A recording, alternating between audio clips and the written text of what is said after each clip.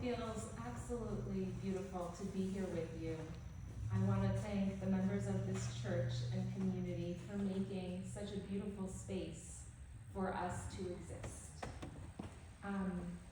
It is not lost on me that the words that Mary Ellen shared are words that mean so much to me. It is often that we have no community and no connection to others, and we yearn for that connection. I'd like to begin by thanking Dr. Carrie Spooner and her dear son. I think a lot about the ways we find people in life and what they mean to us. I'd also like to thank Skylar Johnson, my amazing staffer, and Carolyn Hansen, my amazing staffer, who are joining us today.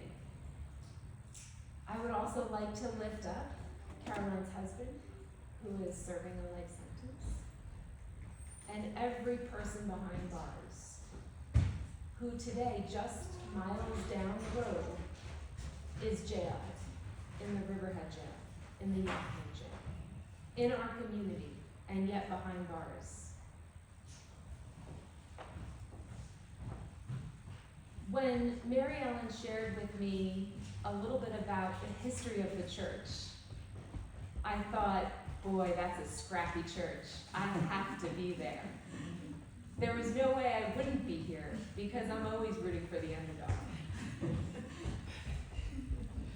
And when I thought about the words that I wanted to share with you today, one of the themes that continues to work through my life as we're always growing is the idea of healing.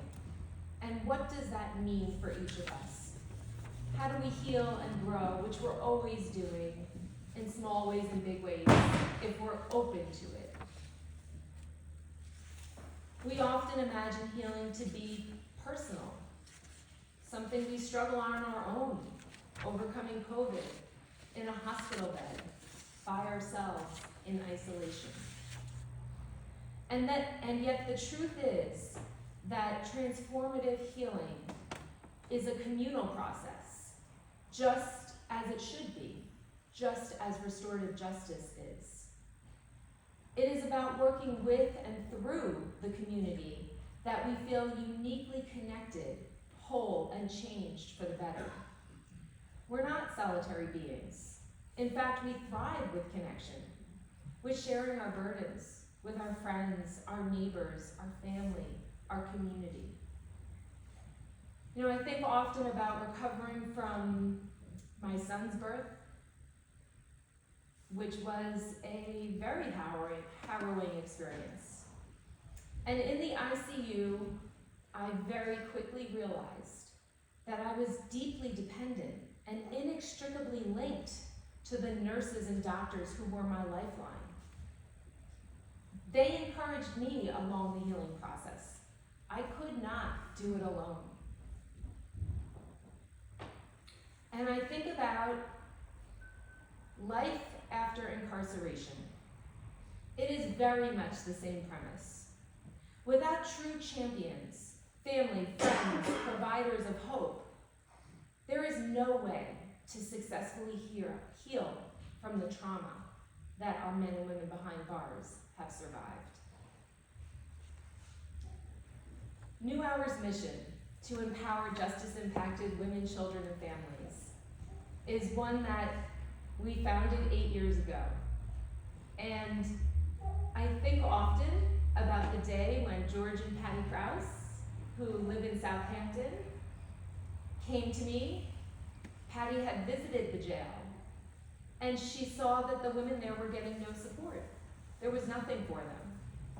And she thought, what can I do? She had never gone to jail before. And she said to her husband, what can we do? Sister Tisa Fitzgerald, they reached out to. She had an organization in Queens called Our Children. And they said, well, it's great you have something in Queens, but what about Long Island? And Sister Tisa said, well, I think I know someone. And so she called me. And she said, I don't have anything other than I'd like you to meet these people. I'd like you to talk to them. My son was 3. I was a policy director in the city. I was trying to piece my life back together. And I said, well, I don't know what I can do. And when I met with them, I realized that the services that I had so desperately needed when I was incarcerated were still not happening for women in the jails. George and Patty Krause gave us the seed money to start our organization. And to date, we've worked with over 9,000 women across Long Island.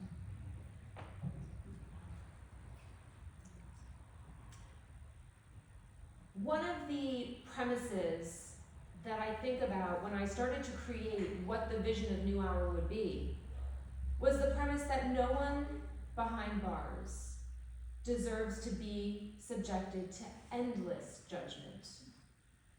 They already do that for themselves. Right now, there are approximately 1,400 women in prison across New York State. 75% of those women are mothers with children who are here in our community. Carrie, Dr. Spooner knows them. There's another 450 women across Long Island and New York City who are jailed in our jails, waiting for a sentence to be doled out to them. A sentence that strips them of their role as mothers, daughters, and caretakers. A role that leaves them with little self-esteem, and in many cases, the scars of prison abuse at the hands of their captors.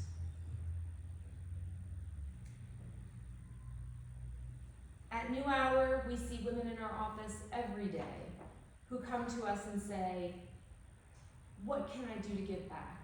I survived my time in prison and jail, and I just want to give back. And I see in them myself, the girl that I was leaving jail 20 years ago, a very fragile, broken survivor of family violence.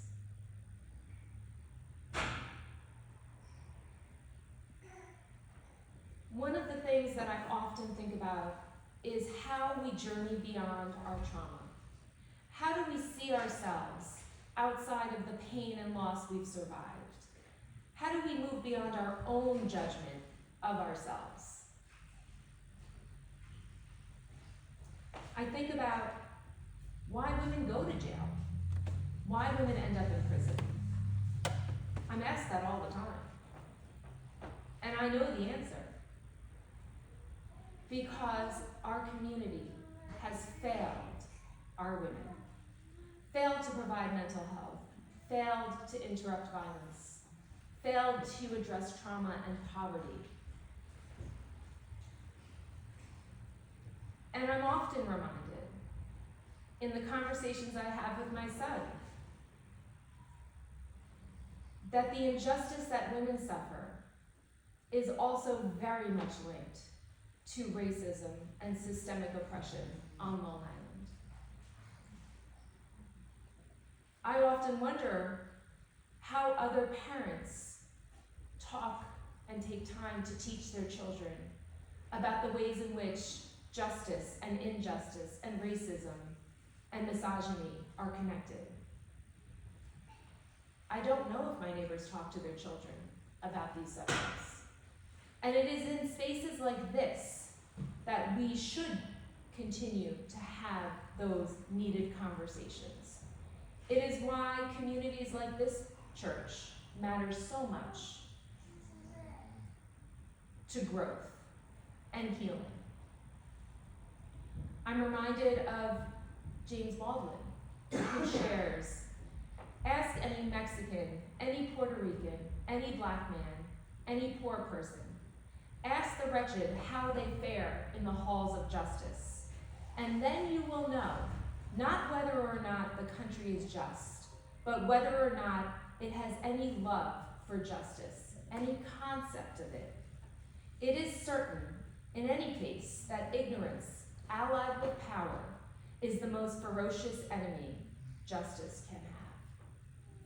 And as I thought about those words, I thought about mass incarceration. I thought about the fact that the US incarcerates more people than any other country. I thought about the indigenous people of our Long Island, the 13 tribes, the Sioux, Crows, and Blackfeet who lived here, right in Greenport.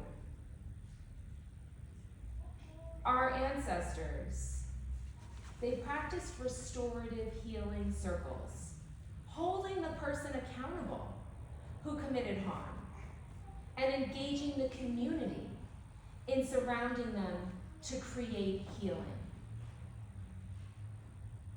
That was true healing, and that was true justice. That is not the system we have in our justice system today. There's so much to be learned about the keys to peace and community and healing.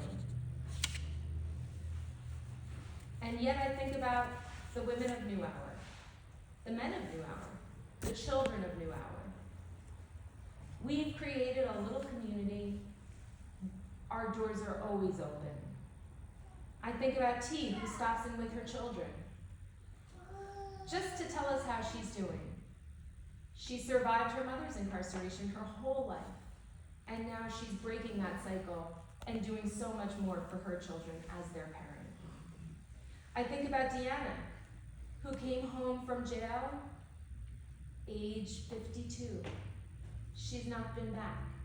She calls our office and says, "What's happening next? How can I get involved?" She's a grandmother.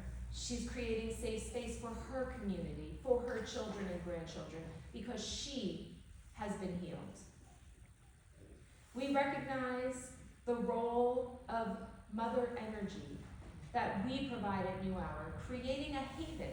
Mary Ellen said the word safe and home and moms. I promise we didn't talk before this. We recognize at New Hour that we must change our response to violence. We must change our response to how we treat people and punish those who have harmed us.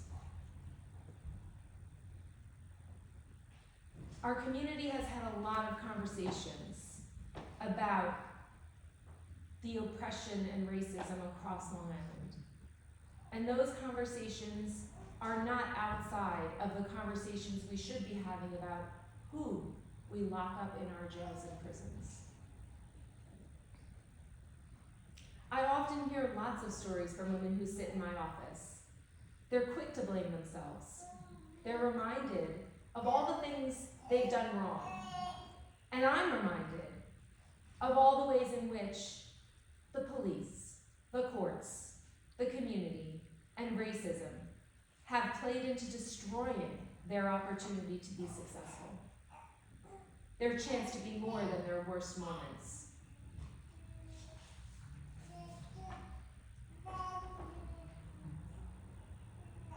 At New Hour, we have a saying, "This is your New Hour." And it is because we want to show people that you can move beyond your worst choices. Yes, there is accountability. Yes, we must be held accountable for harm. And we must understand that perpetual punishment does not heal survivors, does not create the healing that we so desperately need as a community. Today, let us remember that healing and justice are possible in tandem, and that we can accomplish so much together as a community. Thank you so much for the opportunity to be here in community with you today. I'm reminded just how important community is while I stand here with you. Thank you.